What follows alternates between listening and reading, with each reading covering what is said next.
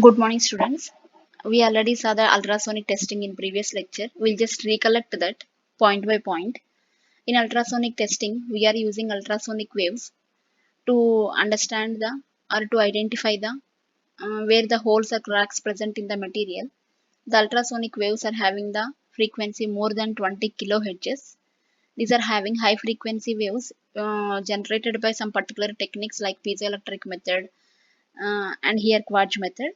So here using the ultrasonic testing we can apply this principle of echo sounding. So by understanding the echoes produced by in this ultrasonic testing we can measure thickness of the material. As I already told in the previous lecture, echo sounding is a process in which ultrasonic waves are generated by transmitter. They are directed towards the object and reflection is received. So here the ultrasonic waves are traveling from one end to the other end of the material and the reflected waves will captured by the receiver. So they will calculate the time required to reflect the ultrasonic waves from the back surface of the material. So we already know the wavelength or velocity of the ultrasonic waves which are generating from the transmitter.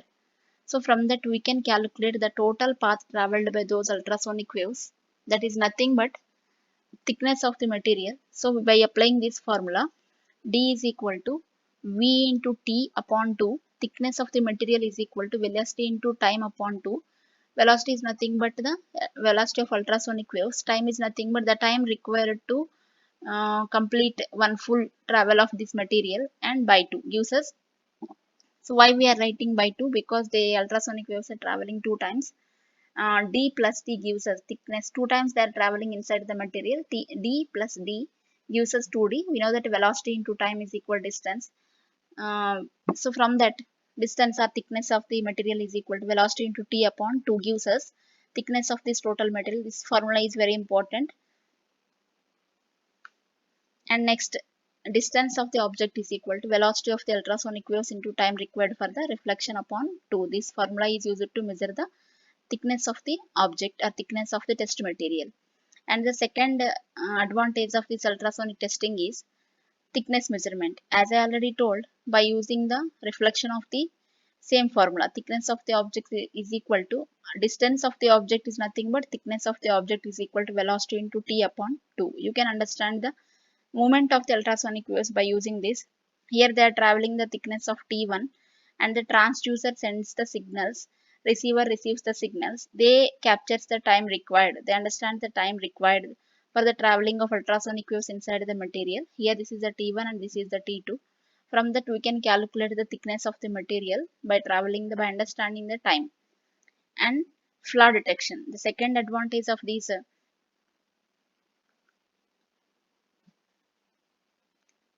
The second advantages of this ultrasonic testing is the flaw detection. As I already told, by sending the ultrasonic waves inside the material, by studying the echo, this is also sent to be the echo sounding principle. By studying the echoes, crack echo and the back surface echo, we can understand the this where the crack or hole will present. From that, we can easily identify flaw detection.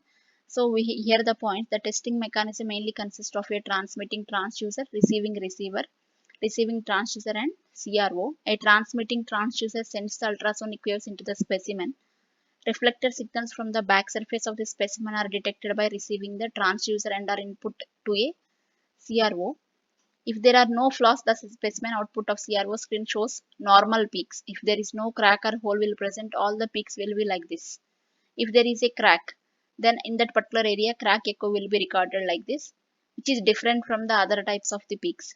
This method is used to evaluate the properties of a material without causing damage to the material. As we already know, NDT method is without damaging the material, we can identify the material properties and we can easily identify the flaws and holes. Flaw detector detects the flaws like holes, casting flakes, cracks, tiny cavities, etc. in the metal.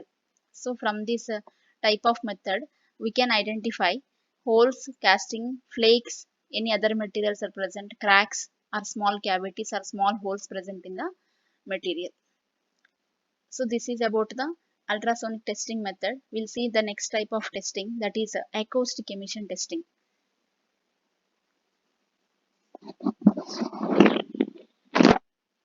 So in this acoustic emission testing, mainly we will apply mechanical load or pressure on the test piece or test material. So then what will happen? Due to the mechanical pressure or rapid temperature changes, the atoms will dislocate. The atoms will move, slightly moves from its position. Due to that, a stress will be released from the atom's location, the atom's movement due to the external force, due to the localized external force. So what will happen? Stress acoustic waves will release, or stress waves are also said to be the elastic waves. So those waves will be released from the test material, and that waves will be identified by the sensors. We'll see here what is the main principle of this acoustic emission method. A mechanical load or rapid temperature or pressure is applied to the material under the test, and the resulting stress waves generated are sensed by the sensors. So as I already told, so we are applying some mechanical pressure or temperature, rapid temperature changes on the material under the test conditions. So what will happen? Due to the high force applied, some acoustic waves will generate. Those acoustic waves will be captured by the sensors. So it will show the if there is any error or holes present in that material structure. It is displays the screen. From that screen, we can identify the cracks or holes present in that. So we'll see the points. A localized external force such as an abrupt mechanical load or rapid temperature or pressure is applied to the part of the material being tested. A small material displacement or plastic deformation is produced inside the material. So when we apply the mechanical pressure or load or temperature changes, small deformation is produced inside the material. This results into the generation of stress waves inside the material in the form of short-lived elastic waves. As I already told, so high frequency elastic waves will generate from that test area or test portion of test material. So these stress waves are detected by the sensors that have been attached to the material. So for this type of testing, we need the sensors. Those sensors identify the acoustic waves or elastic waves generating from that particular area. The stress waves shows the discontinuities in the material where the flaws or irregularities inside the material. This is similar to the ultrasonic testing. By studying those peaks or curves present in that coming from that material, we can identify the discontinuities in the material or flaws or irregularities present in the material. When multiple sensors are used, the resulting data can be analyzed by a CRO to evaluate the locate discontinuities in the part. So we can use the multiple sensors and we can do the analysis of data to identify the exact location of flaws or holes present in that material. So here the main applications are ultrasonic emission testing is applied to inspect and monitor pipelines, pressure vessels, storage tanks, bridges, aircraft and bucket trucks and variety of composite and ceramic components. So we can use the acoustic emission testing in these areas mainly for the pipelines, pressure vessels, storage tanks, bridges, aircraft and bucket trucks and variety of composite and the ceramic components. It is also used in the process to control applications such as monitoring welding process. So these are the applications of the acoustic emission testing. In this testing only we are applying some mechanical pressure or temperature changes. Due to that acoustic waves will be generated. Those will be identified by the sensor. That sense signal of sensors can be easily studied. From that we can identify the actual location of the flaw or holes.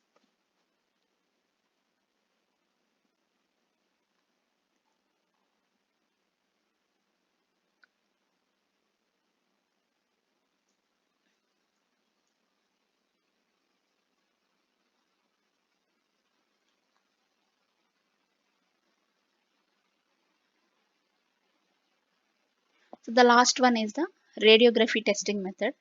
In the radiography testing, it's a simple process by using the radioactive rays or short wavelength electromagnetic radiation.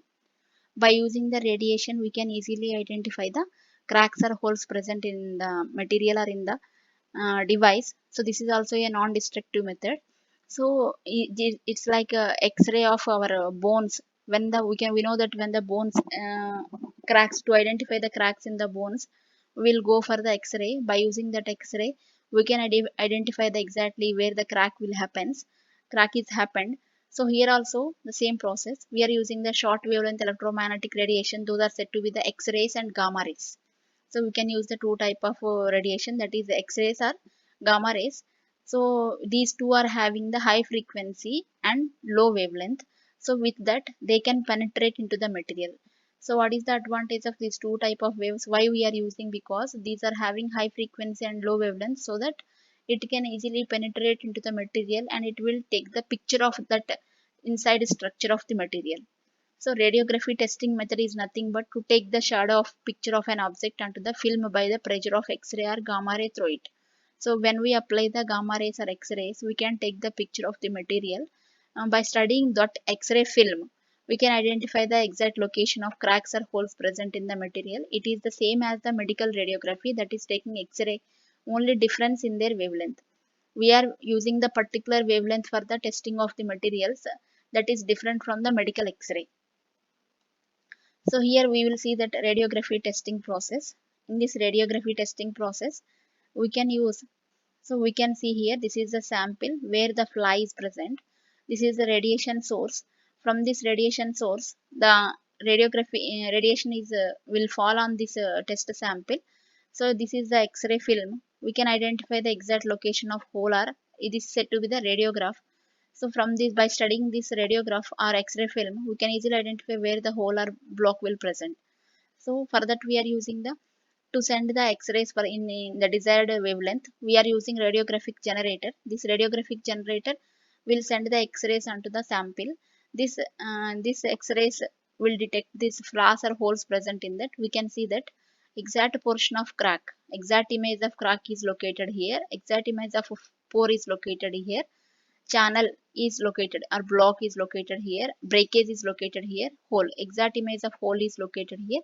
By studying this X-ray film, we can easily identify the structure of this material. Means how many cracks or holes are there, dislocations or discontinuities in the specimen can be easily identified by studying this X-rays. The same principle is applicable for the gamma rays also.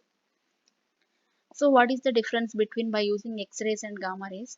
X-rays are little bit larger wavelength compared to the gamma rays. Gamma rays are shorter wavelength. Having compared to gamma rays, these are having less penetration power. These gamma rays are having high penetration. So these X-rays are used for the components which is having a particular thickness of up to 62 millimeters. This used for the thickness, having high thickness materials, we need to use the gamma rays. Only one component can be examined at a time using X-rays. Using gamma rays, we can examine that devices are there to scan the multiple components using this gamma rays. Equipment is larger in size, so using the gamma rays equipment is a little bit compatible. More intensity and faster. X-rays are intensity is faster, less intensity and the slower. These are the differences between X-rays and gamma rays. So this is the X-ray of mechanical parts. So here it is the crack is present. By taking the X-ray using by taking the uh, by applying the radiography testing here. So the X-ray film represents the crack in this area clearly. So by studying this X-ray, we can easily identify where the crack is present, which is not visible to our eyes. So limitations. Mainly the limitations are we are using the radiation here. So possible health hazard, need to direct the beam accurately for two-dimensional defects. So to understand the two-dimensional defects, the direction of the beam is important. Film processing and viewing facilities are necessary. So the developing the film, that facilities are required, not suitable for automation, not suitable for the surface defects. This is applicable for the material which is having the defects inside the material, not for the surface defects. These are the limitations of radiography testing method. So what are the applications of this radiography testing method? For detection of internal defects, as we already know, for detection of porosity, casting, lack of fusion, welding, cracks. Same as the ultrasonic testing, we can identify all types of defects or errors present in the material, like porosity, like casting defects, and lack of fusion, and weldings, cracks, or cavities, we can identify that. For measurement of geometry variation and thickness of the components, if there is any changes in the structure also we can identify, and the thickness of the components also easily identify using this radiography testing method. So we can take this understand this normal image. By seeing this normal image, we cannot identify where that parts joint parts or welding parts or where the cracks will present. Radiographic image takes the picture of the entire device inside part also. From this we can easily identify the cracks or holes present in the material. So if you understand the differences between the ultrasonic testing and the radiography testing, these are the differences between the ultrasonic and the radiography testing. So less flaw detection is capabilities, more flaw detection capabilities. Compared to radiography, operation safety is required, probe is required, better accuracy and reliability, operation operated manually. Here probe is not used. In this equipment, probes are not used. Very fast method of testing, less or no manual work. Used for the detection of internal defects and for detection of internal defects also. So these are the differences between the ultrasonic testing and the radiography testing. This difference is also important for 4 marks question. So this is about the ultrasonic method. By sending the ultrasonic waves, by studying these peaks, we can identify where the cracks or holes will present. Here in this, by studying the X-ray, we can identify where the cracks or holes will present in the radiography testing. These are the differences between these two important testing methods, that is ultrasonic testing and the radiography testing. So mainly this is about the non-destructive testing methods. So this is about summary of the non-destructive testing. Non-destructive testing is a new technology and system for the industrial inspection and the testing. Many developed countries uses this technology because of its huge benefits. So we already know destructive testing is having limitations. We cannot use for the we cannot use that material test material after the testing method, and we need to apply that test results to the bulk material. These are all the limitations of destructive methods. So these non-destructive testing is having without damaging the particular test material. We can use this method to the total bulk total group of the materials, and we can apply this result to the group. So due to these huge benefits, this is using the advanced technique, and modern NDT methods will become just as an important tool for risk-based inspection approaches and maintenance planning. For this purpose, every industry should have a NDT division and with NDT technicians. So to apply this